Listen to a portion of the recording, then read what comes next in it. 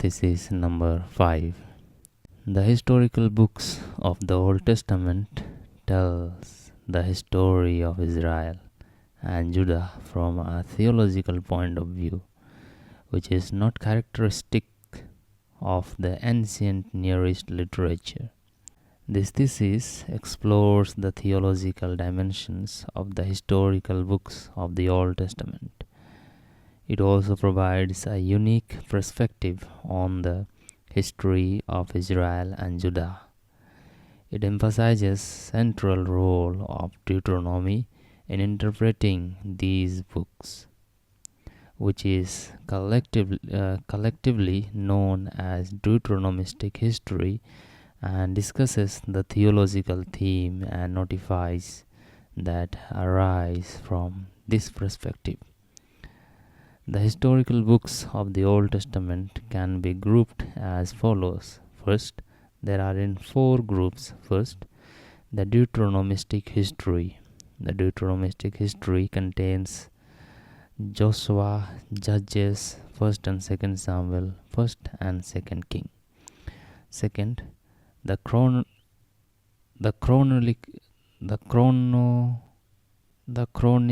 history, that is 1st and 2nd Chronicles, Ezra and Nehemiah. Third, the Maccabean history, 1st and 2nd Maccabees. Then fourth is inspirational history, Ruth, Esther, Tobit and Judith. History from the general sense, it is about telling events of the past, but the historical books of the Old Testament is God-centered history. It tells the history of the chosen people in relation to their God. Therefore, the main purpose of these historical books is not to offer scientific history but theological history.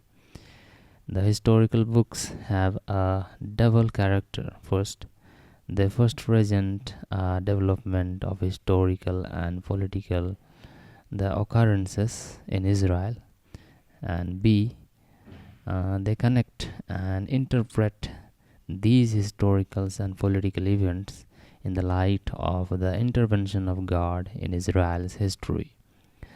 The historical books tell the story of how Israel's identity, the infidelity to the covenant led to one disaster to another. Example, the fall of the northern kingdom in 722 to the Assyrians, and southern kingdom in 587 to the Babylonians.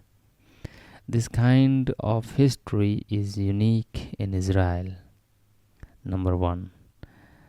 No other ANE culture created such a long enduring part of its own history as dependent on one God. B. No other ancient Near East people are a covenantal people, and this defines their identity. C. The movement from theocracy to monarchy is unique to Israel. D. In no other historical writings the people as a whole, not only the king, plays such a dominant role. Next, the theology of the book of Deuteronomy is the interpretive key to understand the theological motif of the Deuteronomistic history, Joshua and 2nd Kings. Deuteronomistic history is a biblical theory formulated by Martin North in 1943 to understand the theology of the events narrated in Deuteronomy and 2nd King. The foundation of the theory was built on the insights that there are some themes and topics as well as characteristics, vocabulary and expressions which are found in the book of Deuteronomy and built outlines into the body of Joshua, the 2nd Kings. The Deuteronomistic author wrote this history to point out that exile was a punishment by the Lord for the continuous disobedience of the people and their kings, who did not follow the law contained in the book of Deuteronomy. For example, the Deuteronomistic author the inherited Deuteronomy 4, chapter 4, verse 44 to chapter 30:20 as part of the tradition that inspired both Josiah's reform around 622 BC and also the Deuteronomistic library work. For example, first, the Isaiah's faith in the unconditional covenantal relationship with God, which implies monotheism and rejects any apostasy. Second, theological framework of blessing and curse. Deuteronomy outlines blessing for obedience and curse for the disobedience to the covenant. Third, the centralization of cult, the sacrifice and worship happens only in one place chosen by God or Yahweh. Fourth, the motive of conversion is not given. Next is, while the Deuteronomistic present the fulfillment of Yahweh's promise of the land to the patriarchs, Joshua is also describes its laws in 2 Kings 22 to 25, although leaving hope for its restoration. 2 Kings chapter 25 verse 27 to 30, which is attributed to God's promise to David as an establishment throne in 2 Samuel chapter 7 8 to 17 and 1 King chapter 8 25 and 1 King chapter 9 5. A strong ruling house, 1 King chapter 11 38, and an everlasting dynasty, 1 King chapter 2 4 and 45. While the Deuteronomistic present the fulfillment of Yahweh's promise of the land to the patriarchs. The land is God's gift to Israel, promised already to Abraham, Isaac, and Jacob, reaffirmed by Moses in Deuteronomy 31:8. It was in the time of Joshua that they finally entered the promised land. It also describes its laws, 2 Kings 22 to 25. Israel, because of its great sinfulness, false worship, wrong place of worship, religious apostasy, and religious reformation were fairly superficial. Thus, they lost their vision of God, which led to the loss of the land, the fall of Jerusalem to Babylon. This was God's punishment for them. 2 Kings chapter 24 2. Next, although leaving hope for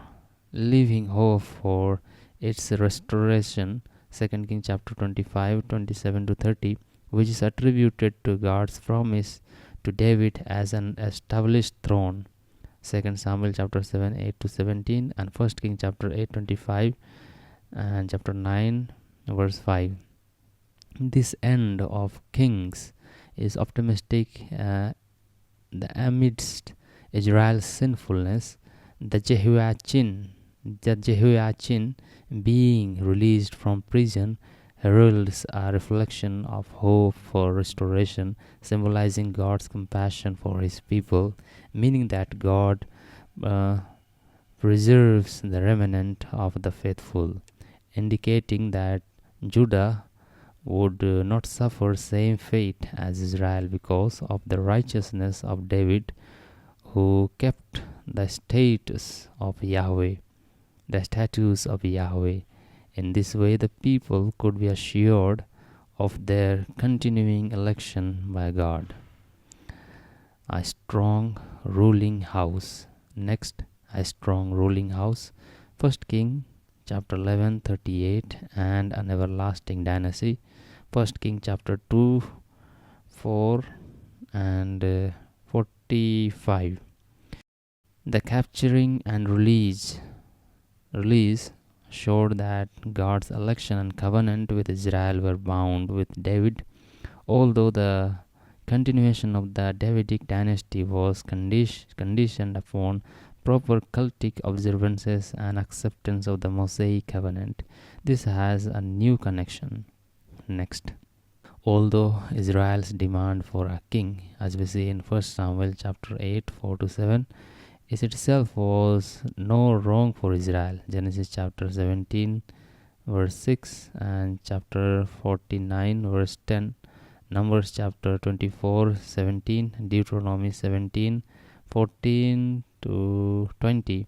It was the denial of their covenantal identity, as we see in Exodus chapter 19, 5 to 8, and rejection of Yahweh's kingship over them, 1 Samuel 8, 7, that had enduring consequences for their life in their land, 1 Samuel 8, 11 to 18, including exile. So we'll see one by one. First, although Israel's demand for a king, 1 Samuel 8, 4 to 7, in itself was not wrong for Israel.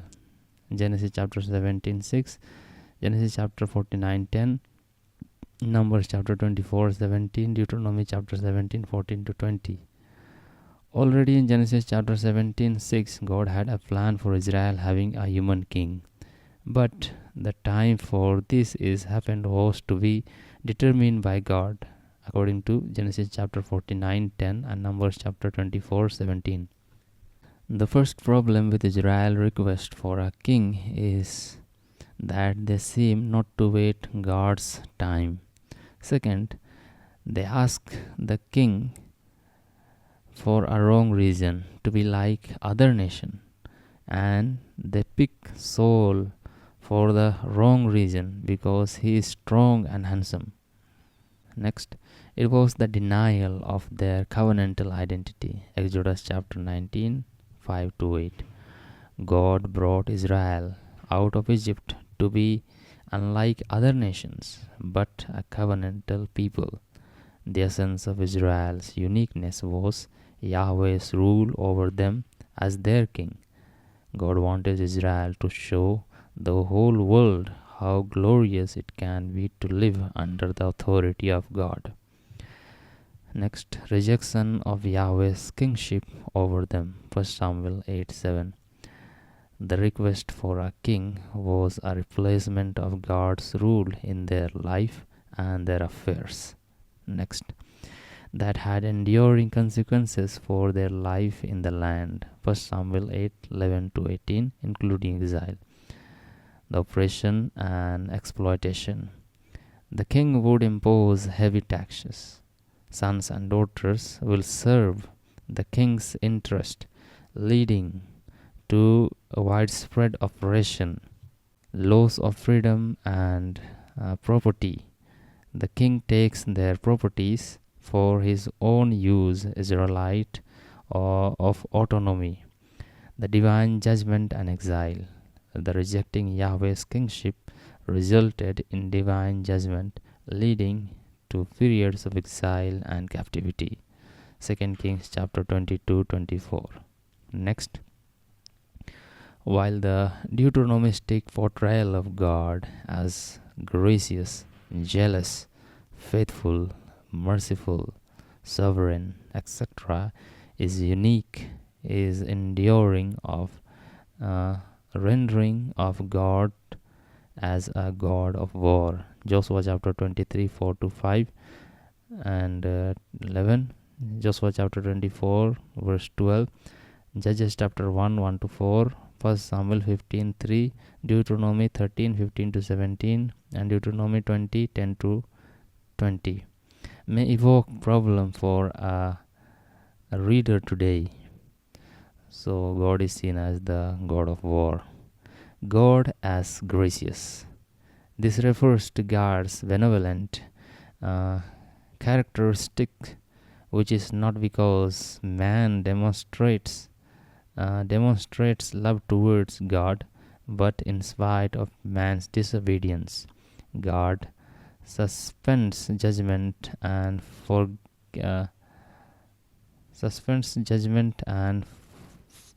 forgives sins. He suspends judgment and forgives sins. Jealous. This means that God repays each man according to his deeds. He punishes Saul for not being faithful to the covenant. David as well, Eli and his sons also. Faithful, God as faithful. In spite of the people's disobedience, God is bringing his promise to fulfillment. Merciful, God as merciful. God always shows mercy to his people anytime they turn back to him. Then sovereign, God as sovereign.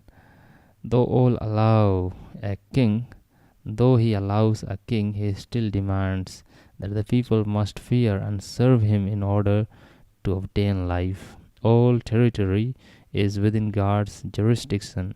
Every person is under his control and all events are in his hand.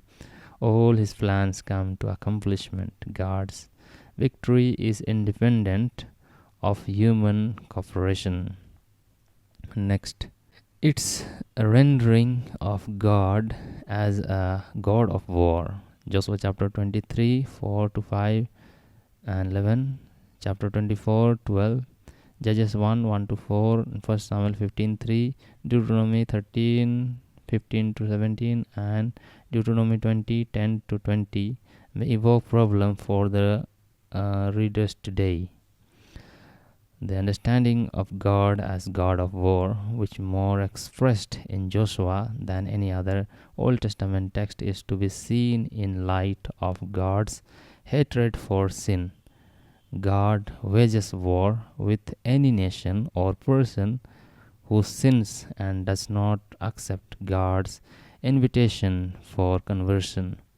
The reason for God waging this war against sin and sinners is because of his love for the sinner and wants to save them from the destruction of sin. Hence, if God is not a God of war, he cannot at the same time be a God of love. We see, for example, the kind of conflict that present enter with anyone, even their children, just to ensure that they become better people in their future. So parents beat them so that they can become better. We also see the war that Jesus waged against the Pharisees and all who led the people astray. Thank you.